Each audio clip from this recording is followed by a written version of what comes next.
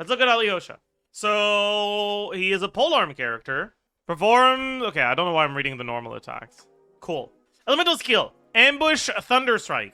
Draws upon a hunter's instinct. Tapping or holding the skill produces a different effect and applies hunting mark to enemy's hit. I'm sure it's gonna matter, because N4 actually does something. It applies hunter's mark to the enemy hit. Okay. Tap. Fires forward, dealing AoE electro damage. Hold. You get to you get to aim it. Wow. Okay, cool. Hunting mark, a special effect applied to enemies by Alyosha. If hunting mark is applied to enemy already affected by it, it instead activates hunting mark. What? Removes the mark. Grants all nearby party members hunter's precision, increasing their attack for 15 seconds. It instead activates hunting mark, removes the mark. Does that mean that it doesn't activate it at all and it just removes it? So you basically have to apply the mark twice and the second one removes it. And you get the buff. Dude, sack polearm stonks, holy. Attack bonus is 14%, which is complete garbage. I assume that goes up with talent levels, but probably not enough to be big, so there's probably something else somewhere. Elemental Burst, Hunter's Stand. Summons Alyosha's trusted companion, Tugarin, to fight alongside him, while briefly transforming the area ahead into the Thunder Hunting Ground. Continuously taunts nearby enemies. Ah, they're bringing back taunts. I'm so glad. Every 2 seconds, deal AoE electro damage. Tugarin, a loyal hunting hound trusted by Alyosha that can be summoned by casting Hunter's Stand. If enemies are nearby, every 2 seconds, Tugarin rapidly moves to an enemy and bites it, dealing electro damage. So, like, is this supposed to be separate from this every 2 seconds deal AoE electro damage? Or are they just reading the exact same thing again? Or like saying the exact same thing again?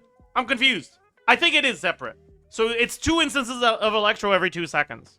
Yeah? Yeah. And if the target is affected by hunting mark, this attack also activates on it. So you don't need to do the N4. You guys told me that the N4 mattered. It doesn't matter. It doesn't matter. You lied to me. The damage is pretty pathetic, but it is what it is. It matters for Risley. Wait, is it gonna heal? Uh-oh. Shit, you're right. Oh, that's funny. Okay, I will say, though, if he heals, but they gave him a way to, like, not have to heal, that is kind of... That's kind of nice. Like, I like that. So, like, the applying a hunting mark with a normal attack allows you to play him with Risley, which is kind of cool, right? I guess saying clue. Oh, no. Whenever Tugarin attacks, it also restores HP to the active nearby party member equal to 120% of Alyosha's attack. Farewell to Winter Wheat and Fallen Leaves. Alyosha's elemental skill and elemental burst damage are increased based on his energy recharge. But what the fuck is the point of that? The numbers on his abilities are very small. While inside the pulsar field, he enters the Radiant Stellar Conduct state. The 100% effect gain upon activating Hunting Mark additionally increases all nearby party members' Stellar Conduct damage by 25%. Okay. Why'd you guys tell me to keep reading? That's... What? Just don't press burst and you don't heal. What? Are you guys dumb? Go to cons. Oh, man. The cons don't say that either. Okay. Sorry. You guys are just baiting me. I have to realize that. C1. When nearby party members trigger an electro-related elemental reaction, Alyosha restores energy. Cool, I guess. C2 extends the duration of Hunter's Stand by 6 seconds. Hunter's Stand is the burst. Additionally, before each of Tugarin's attacks, it applies Hunting Mark. Okay. Whenever Tugarin attacks, it also restores HP to the nearby party member with the lowest HP %. Okay. And you can... C6, you can stack the effect. And if you have 2 stacks, you gain 100 EM. So that does mean that Risley wouldn't get the stacks, right? Because he can't get it. But he can get everything else. Yeah, it does look like a bit of a C6 merchant. Yeah, I can see that. Isn't plus 6 seconds on burst uptime kind of crazy? I mean, what's the point? The fuck does the burst even do?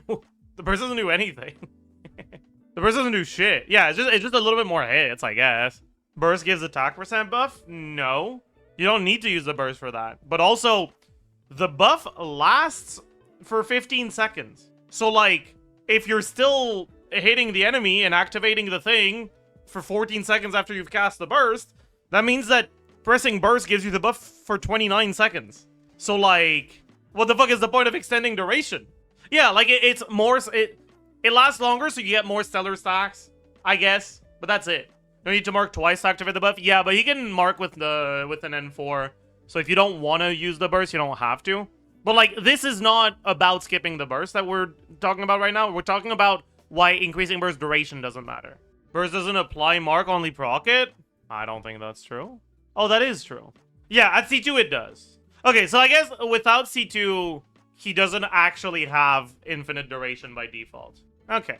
So basically, at C0, his buff duration is 15 seconds. At C2, it's 30 seconds. You can skip E with C2. You have to burst, so no, you can't skip E.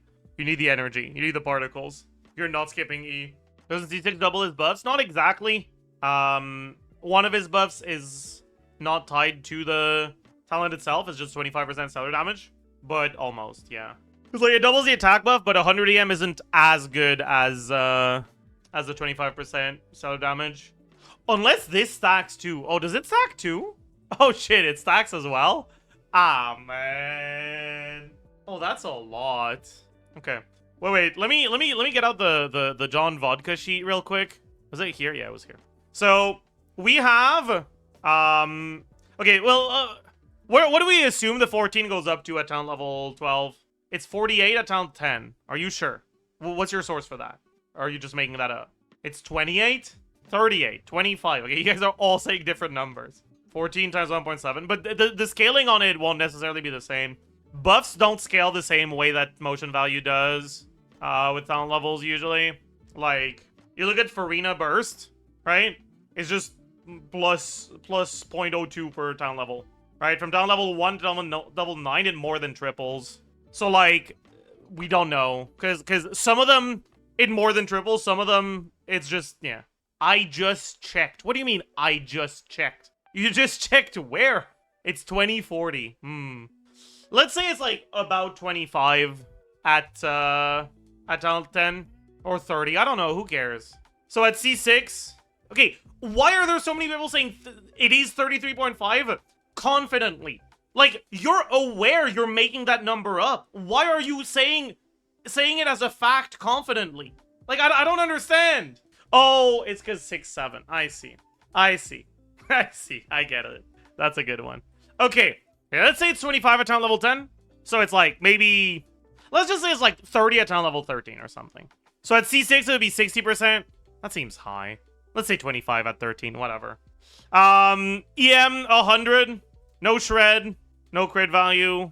Stellar Conduct damage is 50. So it's pretty similar in power to if it was Idlua. A little bit better at 50% attack. He gets like 10k DPS. No, the fuck he doesn't. What do you mean? No, the fuck he doesn't. He has 1500 base attack. True. 50 from the set. Yeah, but you can get the set without getting him. So if we just want to look at the impact from him by itself, rather than the impact from his release, right? If we want to look at like how much damage he provides, not how much the teams are improving, we don't want to put this at.